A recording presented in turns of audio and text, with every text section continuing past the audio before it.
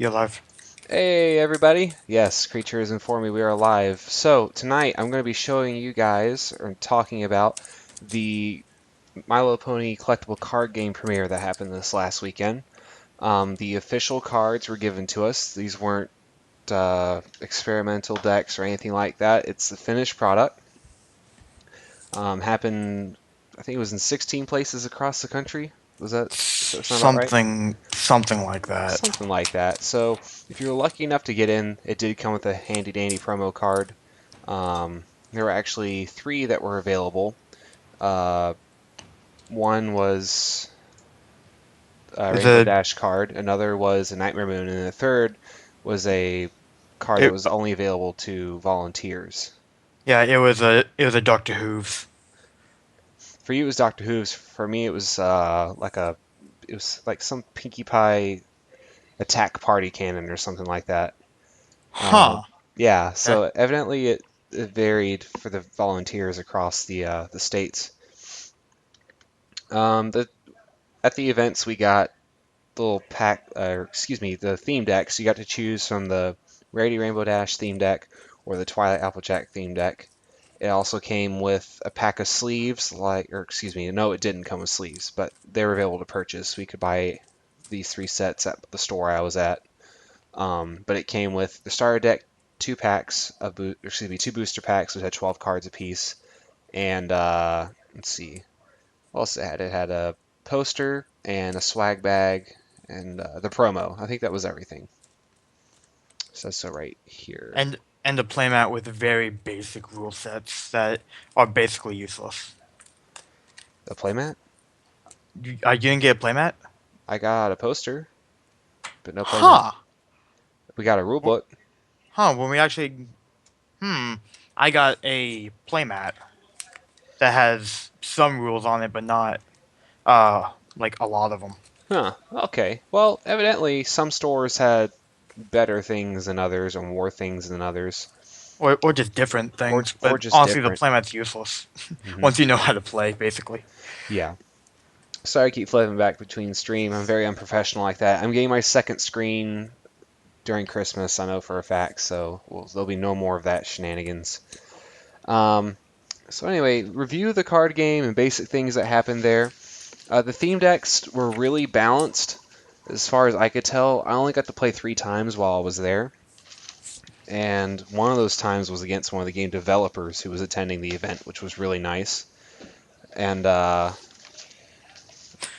let's see, Octavia Rarely Combo OP! it is. Gosh, I love it.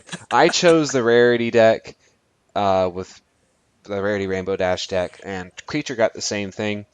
But one of my booster packs had an ultra rare Octavia card, which was a game changer for me. That was the only reason I won against the developer, and he didn't have his deck because he ran out of product, and so one of the people who was attending, he just gave them his deck. So someone was really lucky and walked away with a really decked out deck, evidently. Oh dear. The sleeves are really nice. The cards look really nice.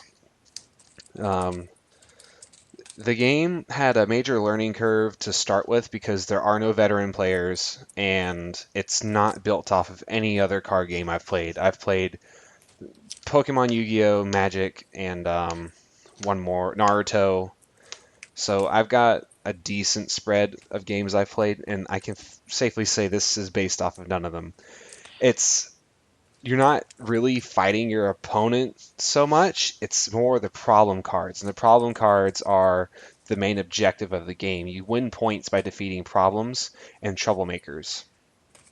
Um, just basic rules. I'll pull up the rule book, which they provided online.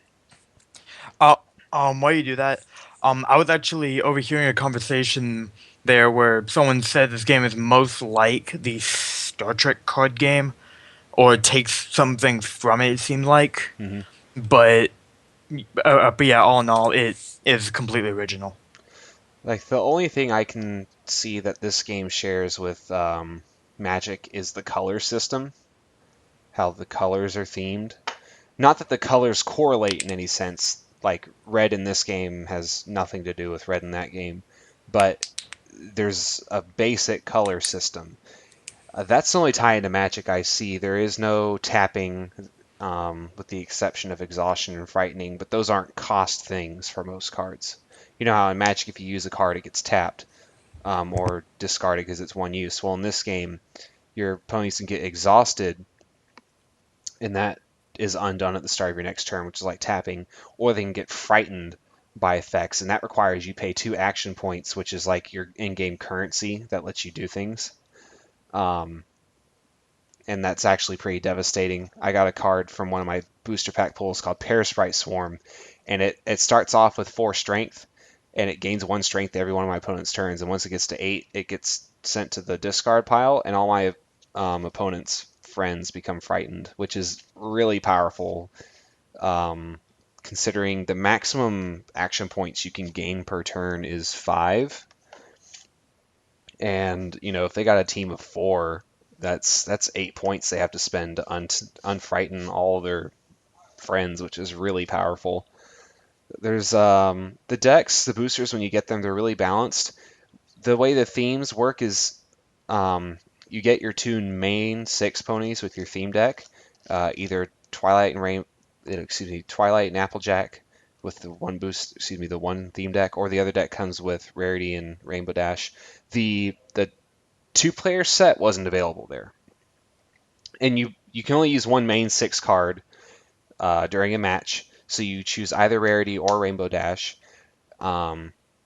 But there are also friend cards for Rainbow Dash, or for all the main 6. So just because you don't get to use the main 6 card for every pony during the game, you can have potentially all the main 6 in your deck. It would be hard to use them all because you would have a lot of colors in there that wouldn't really fit for your theme. It would chug your deck. Let's see. Oh, Twilight, or the main 6 cards have 2 sides. There's your starting side, and then they have a requirement. Let's see if I can find the main 6 on here. I've got mine in front of me. Got yours in front of you? I've got both of them. Yeah, the Rarity and Dash ones. I'm just trying to find one that's in the rule book so that the people on stream can see it see it a little clearer. Mm-hmm. Is this the main? Yeah, here's a main card. Can I zoom in? Where's the zoom? Here it is. It's usually like control and scroll wheel up or I got it. something. Okay. So here's your main 6 card, and it says, where does it say main 6? I think you just have to know. Just have to know. They have 2 sides of it. For the Rainbow, for Rainbow Dash, for Twilight, the backside is holographic, and your backside is more powerful, but there's a starting requirement you have to fulfill in order to flip it. And your home limit is how many friend cards you can have on the field at a time during the start of your turn. So if you have 4 friends and your home limit is 3, during the start of your next turn, you have to send one to your discard pile. So it's important to manage your cards well, because you don't want to spend a lot of action points to get something in play, and then your next turn have to discard it because there's too many in your home field. That doesn't mean that's the maximum you can have on the field at the time, though, because you send your friend cards out to problem cards, either yours or your opponent's, to try to meet their requirements so you can confront them. And confronting a problem is how you gain points.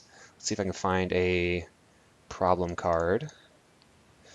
I would show you guys all this on webcam, but it's just not as clear as what I can do on here. So we will show you our decks and maybe a few turns of what it looks like to play before the main show starts tonight, or before we wrap things up. I think there was a trouble card right up here. You passed it. Passed it? It's Flim. Flim? That's Troublemaker. I'm sorry, I meant problem card. Problem.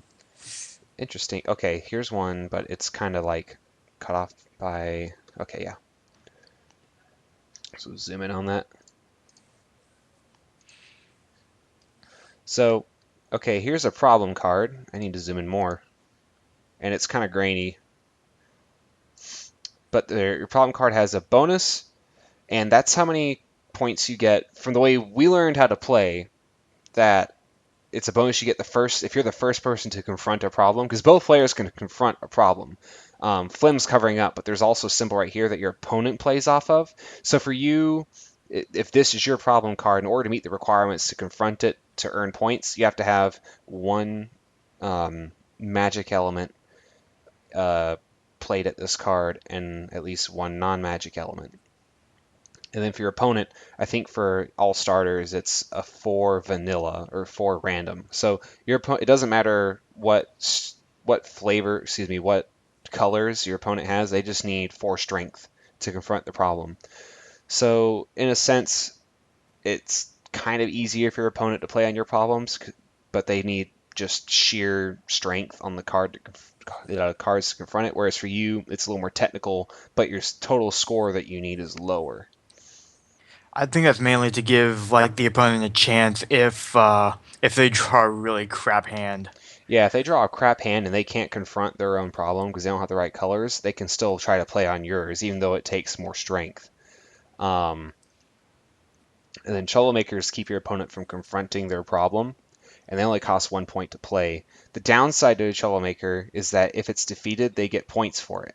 So on the upside, you can really slow your opponent down, but on the downside, if it's a weak troublemaker or they get a really good pull, it's just free points for them because you can confront a troublemaker and the problem in the same turn, assuming you meet the requirements to confront your problem.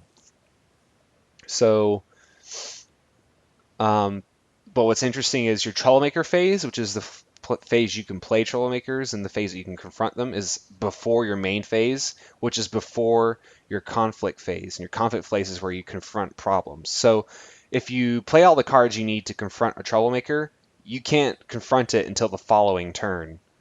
So that's important to keep in mind because some cards will give you a boost to your totals to the strength of a card for the turn, but you can't use that to confront the troublemaker because the troublemaker phase was earlier in the turn. And every effect card I've seen that boosts the power of a friend or a main 6 card requires that it be played during the main phase. So the saving grace of a troublemaker is that buffs like that won't apply. Your opponent is going to have sheer strength, natural strength to confront the problem. Unless they're permanent attachments. Yeah, if it's a permanent attachment, which is called a resource, that still applies. But event cards or temporary resources, they don't stick. So most of those will just last for the turn. And what was interesting is what Creature and I learned last night was that Rainbow Dash says that when you confront this card's problem, which is the one it's at, because you can only have a card at one problem at a time. So the text is if you confront this card's, excuse me, when you confront this card's problem, if you have a troublemaker at that problem, turn this card over. Let me go ahead and pull up the chat just in case anyone's got questions. Pause this because I'm sure they're floating around out there. I think they're mainly talking to each other mostly. Mainly, it's pre-show, so Yeah. but people might watch this later. Hmm. You know, I should probably put that pre-show as live.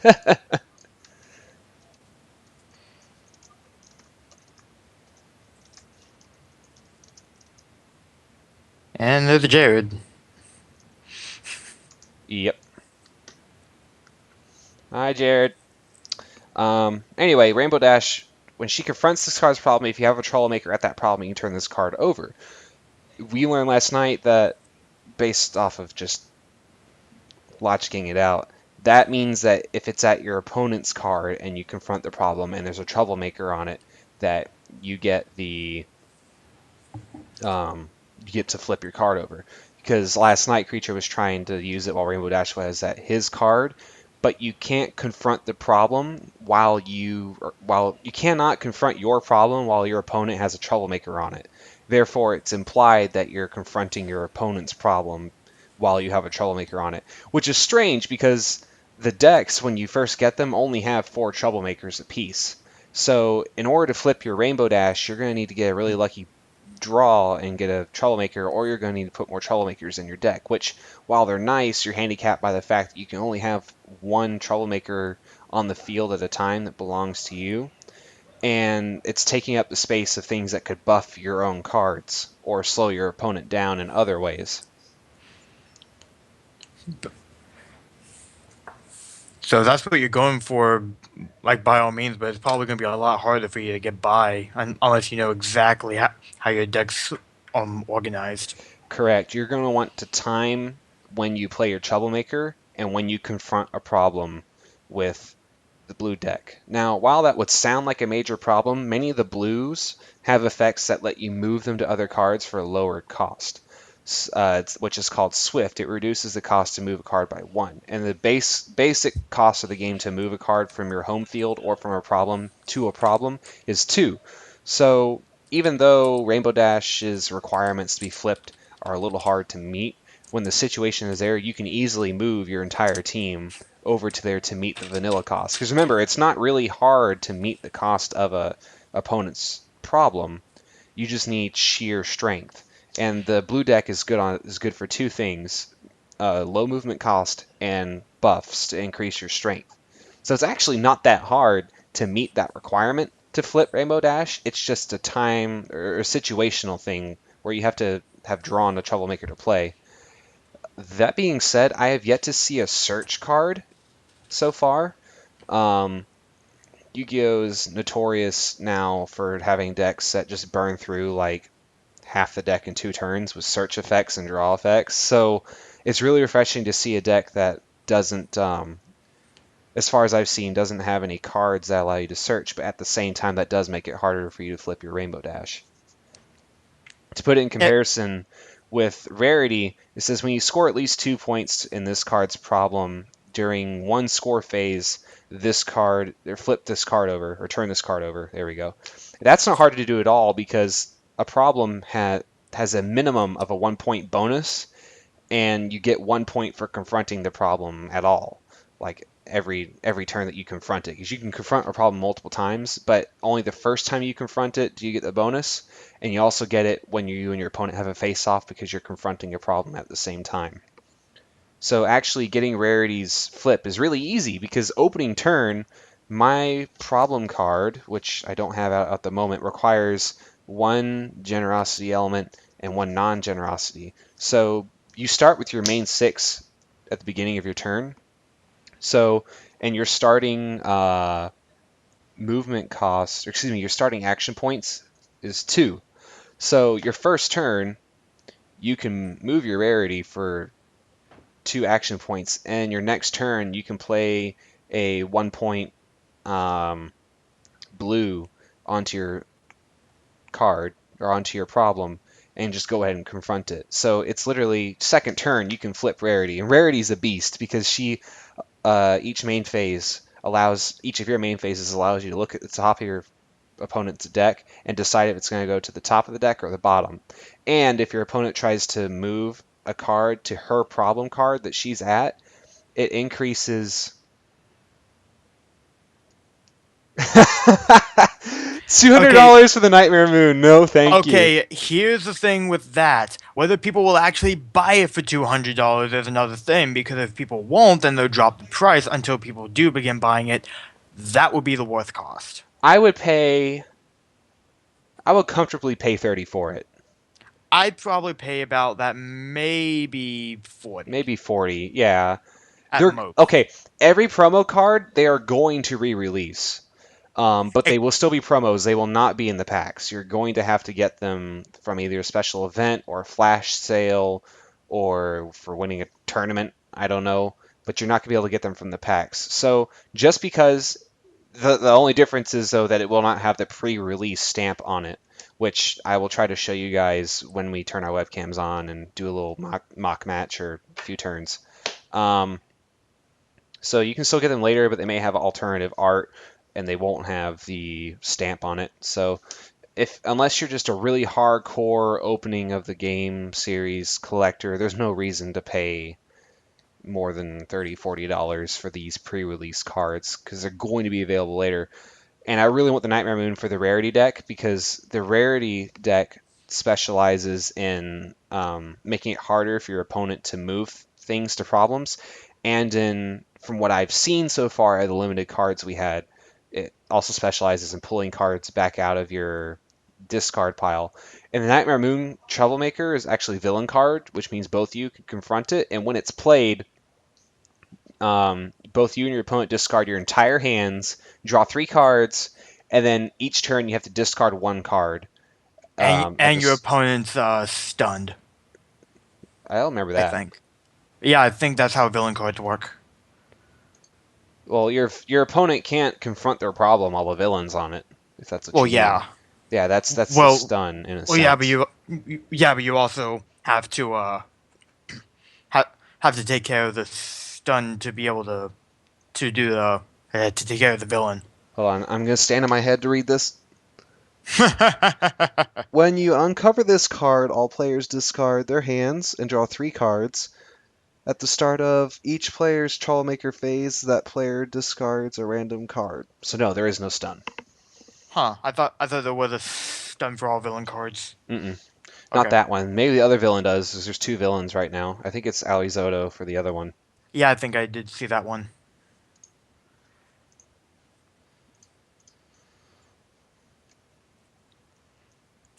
I'm still scared to see what Pinky's deck will look like. Pinky's deck, I have no idea. I I actually perplexed one of the devs there by having pink cards in my deck from the boosters because apparently we weren't supposed to get those yet. I don't know why, but we weren't. Hmm.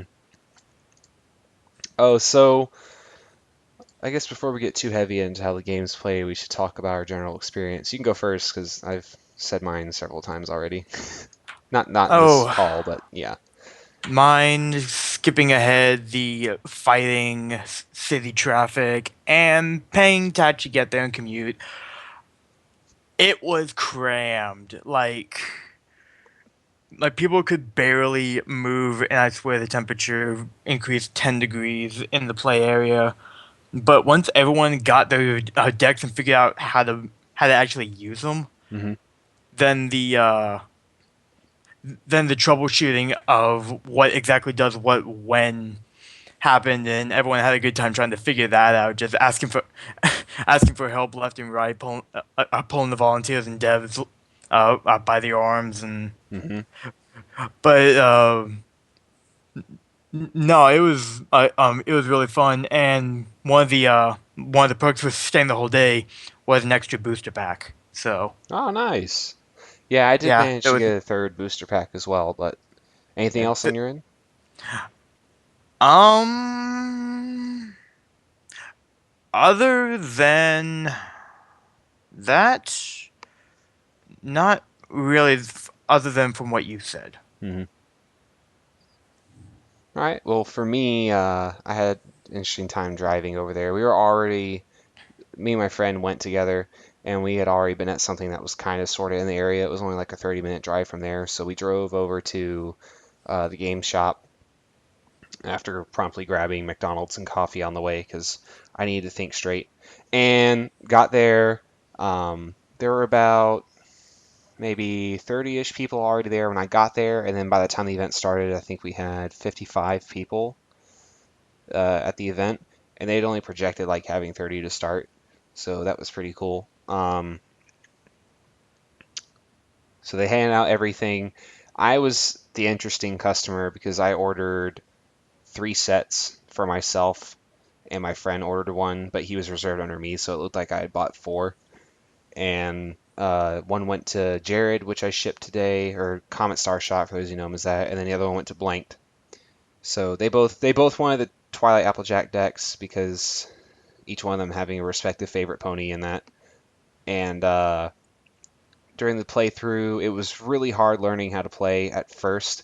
I did manage to get my hands on some sleeves, so I did spend like the first 5 to 10 minutes just sleeving my deck, and then I opened up my packs and tried to look through the rules and look at my cards at the same time and see what would be good to substitute in.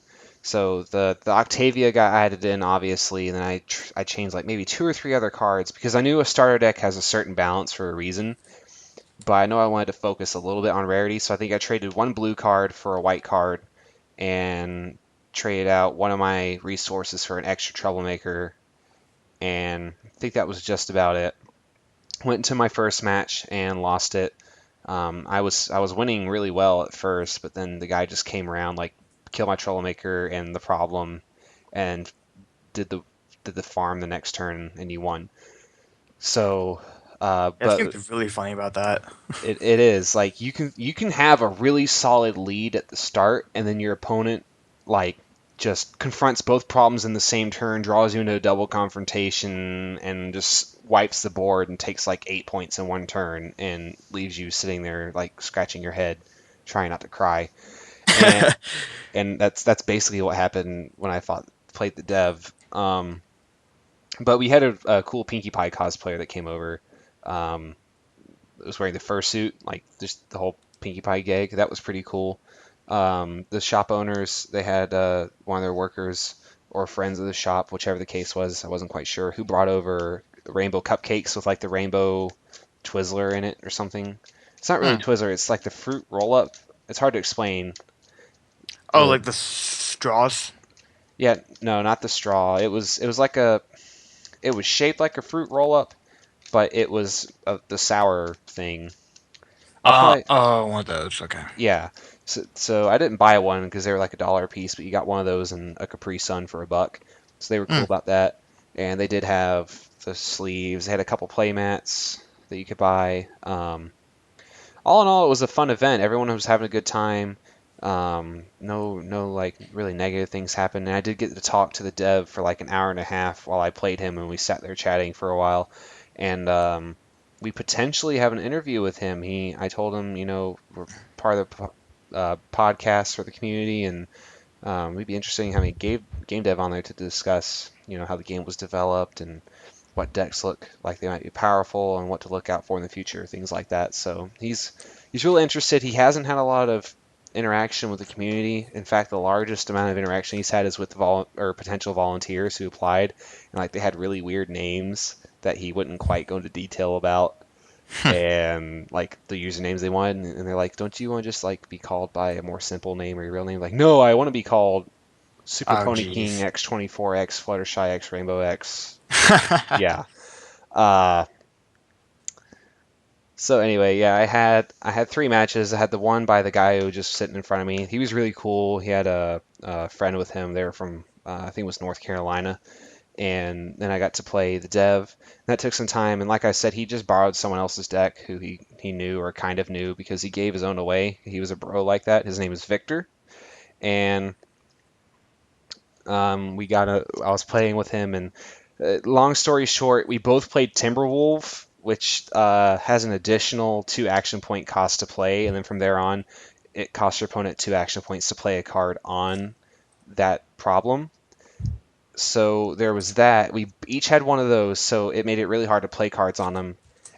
And keep in mind, it also costs 2 points to move a friend or pony or main 6 card to a problem. So in case I didn't make it clear, there's 2 ways to get a card onto a problem. You can either play it directly from your hand when you first play a card, or you can move a card from your home zone to a problem. So it was an additional 2 to play a card directly onto a problem. And for me, I had a rarity on one problem and an Octavia on the other. So it cost him 3 points to move a card from my problem to his problem. Actually, we were playing that wrong. I'm looking at the card right now. It's only if the rarity only applies if I move it to the one the rarity's on. Yes, but Octavia is to and from that problem. Yeah, but rarity is only two. It's not from. Correct. So it's only two, not three extra. Yeah, if you're moving it to the Octavia one and rarity's not on it, then it's only 2 extra to move it there. If I Yeah, had you if said I had you said rarity three. and Octavia on there, which I did at one point, that's 3 extra because it's +1 for rarity and it's +2 for Octavia. Yeah, but I think last night we were charging, like you were charging me three no matter what, if it was on it or not. Hmm. Needless to say, your first 5 or 10 games, it's going to be hard to remember all the effects that are in play. Like when I was playing the dev and when I was playing creature, I kept forgetting to use Inspire or inspired, which allows me to look at their top card and decide if it goes to the top or the bottom. So if you have someone you're playing with, or if you just randomly find someone online that has the card game and try to play them online, just keep in mind that this game is new for everyone, and some people are going to pick it up faster than others, and people are going to forget things. So it's all a learning curve for us. Give it some time. Hopefully there will be an online emulator coming up where people, once they release the full card list, that will allow people to make their decks, their dream decks, decide what real deck they're going to build, and to get some more play into the game. Because $20 upfront cost for a basic deck, it really isn't that much. But if you're going to try to build a good deck and see all the cards that are out there, that's where it starts adding up.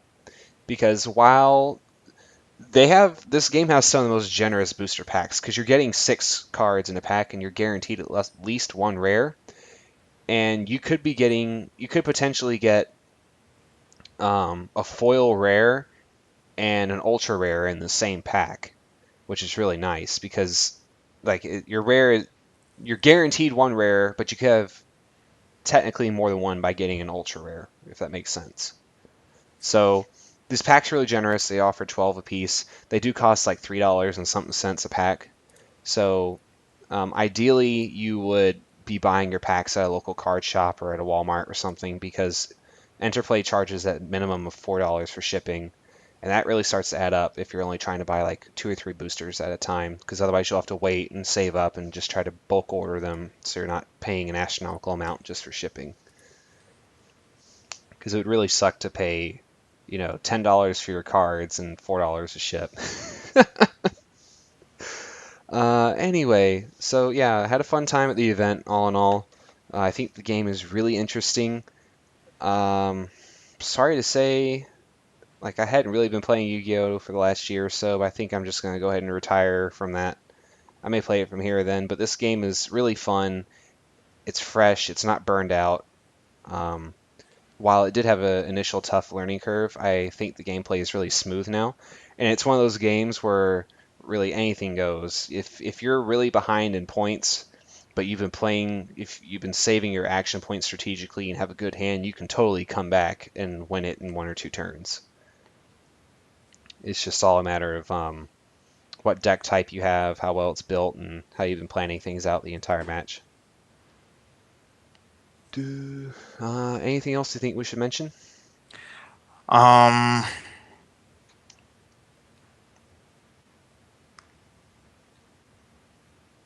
yeah, one card can either make or break you. It doesn't matter what you have on the field. That one card in your hand could either win you the game or cost you everything, Mm-hmm. which has happened to me, and I'm sure you. Yeah, you would have won that game last night if that yellow Parasprite had shot my Octavia out of my hand, because I just drawn her the turn after you played the Parasprite, and I was like,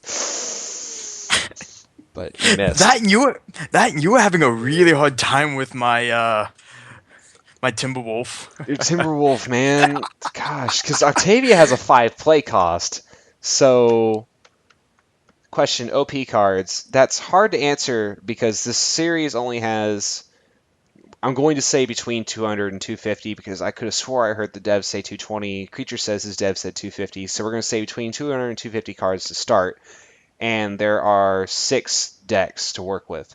That's not a whole lot of variation between decks to start with, and given the limited amount of playtime we've had, it's hard to say what's OP. That said, Octavia is really nice because she increases the move cost by 2. And if you pair that with Timberwolves on your opponent's card, it's going to make it really expensive for your opponent to try to confront a problem. There's also a resource card. I think it's an honesty card that drops the strength of one of your opponent's cards by 5. Now it can't go negative, but that's really powerful because, like I said, let's see if I can find Octavia how much she costs. Octavia has, I think it's, yes, 5 cost and 4 power. So if I'm paying 5 action points and I can only gain 5 at max late game, and you drop its power to 0, that's extremely expensive or extremely damaging. Another potential OP card is, where is it? Oh, Marvelous Chapeau. It's a Oh. generosity card, go figure.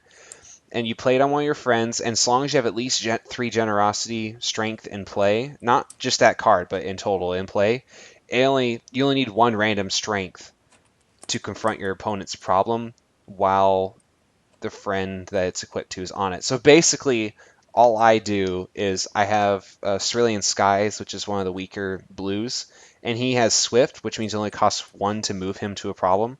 So I'll put Marvelous Chapeau on it, which makes it so even though he only has 1 strength, I can just spend 1 action point to move it to my opponent's problem and confront the problem. So I take the bonus and the point for confronting the problem, which is really, really powerful, especially if your opponent isn't on their starting problem and they're using one of their later ones that requires like 9 random energy to confront.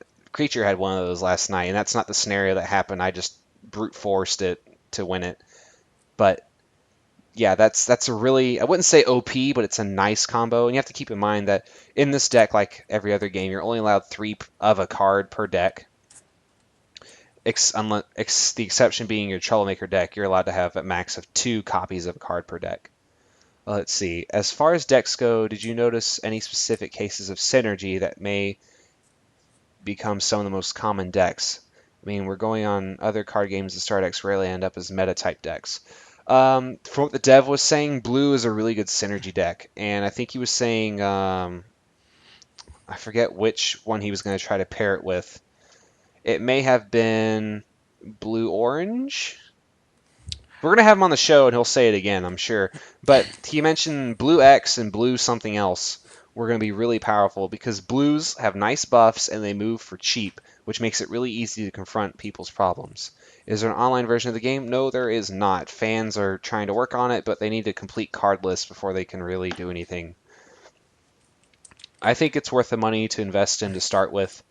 I had someone tell me that boosters aren't worth it. You're overpaying. Your odds are low. You're better off just buying the cards individually. I disagree N- because to ship a card through UPS, which is one of them, which is more consistent than the U.S. Postal Service, just to ship one card in a bubble envelope costs like $11, $14, somewhere in there, depending on where you're moving it. It's halfway across the states for me. That's how much it cost. mhm. So, Okay. hmm, Uh, CC has a good point, and this actually plays into the problem cards. You do not want a single type deck because your problem card will suffer for it. your problem cards for you to solve absolutely require you to have 2 types in your deck. There is no getting around it, Yeah, one I'm with look one exception. Um, but in order to confront the problem, you need one you need, specific energy type and then an energy type that has nothing to do with that energy type. some even have that energy type and another specific like a generosity and a loyalty or generosity and a kindness or something like that. But Correct. yeah, if you have a deck of only like loyalty cards, you're gonna hurt. hmm Now, the exception I mentioned is there are cards like this one that are called Dig Deep, and it says during your main phase, choose a um, loyalty or generosity character. That character gets +1 loyalty and +1 generosity until the end of your phase. That turns your card into a 2-type card, and many of your friend cards will require a certain amount of a type of card to play. For example, Jetstream, which is a blue, requires that there already be at least 1 loyalty power worth on the field. So while Dig Deep does not extend through your entire turn, it will allow you to play other ponies that have a certain requirements to be played. Yeah, those are temporary advantages, hmm but yeah, the fact that they're temporary could also be a hindrance when you run out. Correct. And it doesn't even last for the entire turn. It's only really good for playing ponies or certain effects. But Yeah, there are cards that will give you a boost for the entire turn. I know I have one in this deck, and I'm trying to find it. Aha, a touch of refinement. Choose a character. That character gets +2 generosity until the end of the turn. So Yeah, the Daring Do equivalent of that. I'm trying to find it right now. It So, it gives you +2 loyalty. so while you could technically won a single type deck, you're going to be hindering yourself too much. This deck is all about having two color with an emphasis on one color, but not too heavily. Yeah, you don't want to And flood your deck, but you don't want to hold it back. mhm. And you will be able to run three colors. They say it'll be a little more viable later on, but right now, because of cards like Dig Deep, you could run a three-color deck. Because if you have the wrong color on the field to play a certain card, you just play a card similar to Dig Deep to give it the color you need to play the other card. But for the start, I would say don't use more than two colors, and don't use less than two colors. You're going to need two colors to fight your own problems. They were saying that in their pre-testing, they did have decks that were the loyalties that were just solid blues, and they would just bum rush your opponent's problem. Because remember, to fight your opponent's problem, you don't need a certain color, you just need a certain amount of power. And since the blue cards have good buffs and low movement costs, you just swarm their problem, lock in that first bonus and the solving point each turn, and you just keep farming it. And you make it so strong that your opponent can't ever win those fights.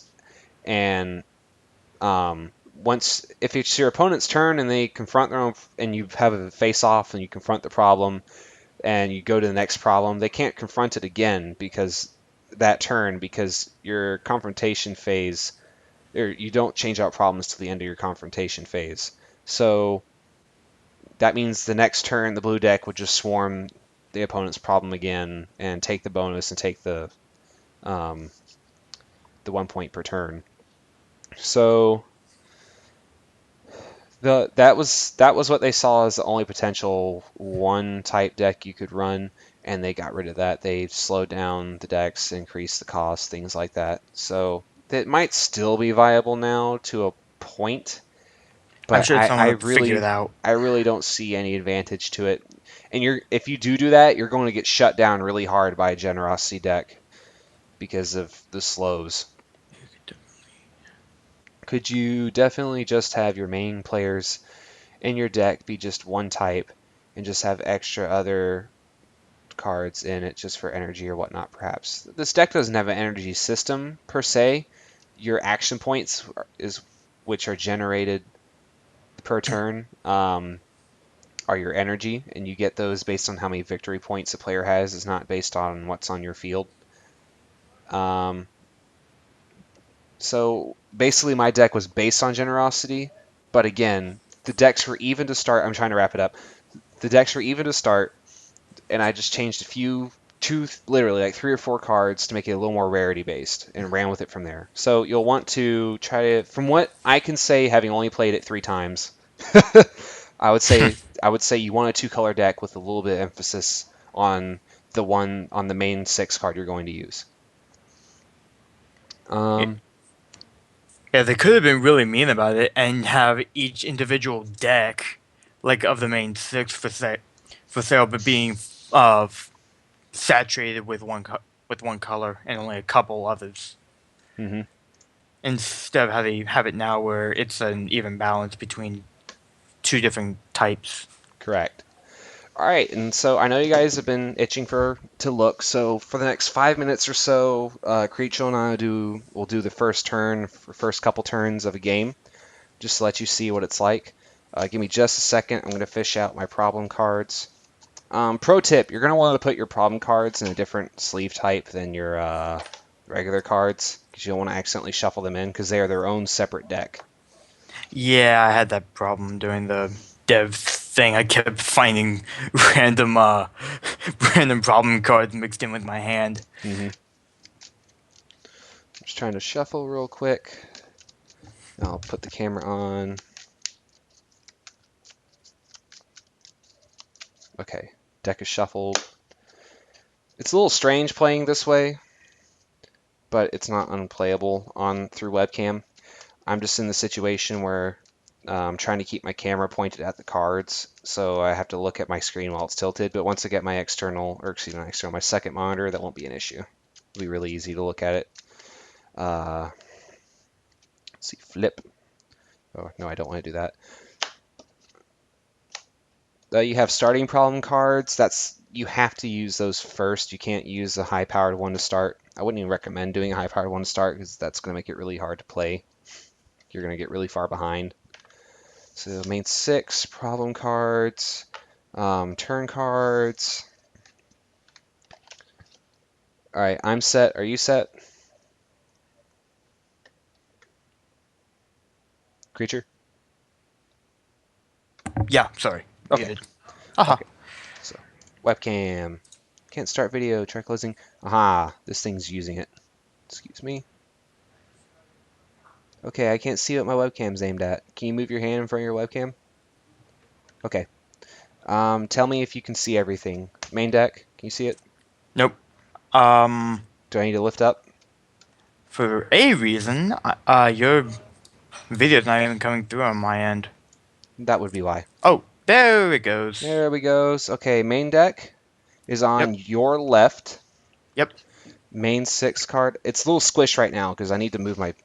There we go. Actually, it's on my right, but Yeah, yeah, you're right. But as the player, your deck is on your left. Main yeah. 6 card, I put mine in the middle. Problem cards are up here. Learned at the event, your opponent would put their problem cards right in front of yours, and you would just play off. You play your cards to the right, and they play their cards to their right, so your left. And it makes it a lot easier to match up because the way the rulebook says it, they're staggered, and it makes it a little complicated. Okay, so how are you gonna decide who goes first? You got a coin? I can use my coin. Yeah. Can you see what time it is? It's 5 till. 5 till? Okay, we'll just do the first 2 turns and we'll end it. Okay. Tails? Okay. Heads. Heads? Okay, you choose. Okay, I can go first. So you start with 6 cards, and the first player to go does not draw to start their turn, but from then on, it's free to draw for your first card. And during your main phase, you can pay 1 action point to draw an extra card, 1 point to play a troublemaker. Ooh, that goes during your main phase? Okay, good to know. 2 points to move a character, or 2 points to ready a frightened friend. Okay. I'm going to pay 1 and send Winona to my problem. Okay. And end it. All right, draw. Crunch tier. Okay.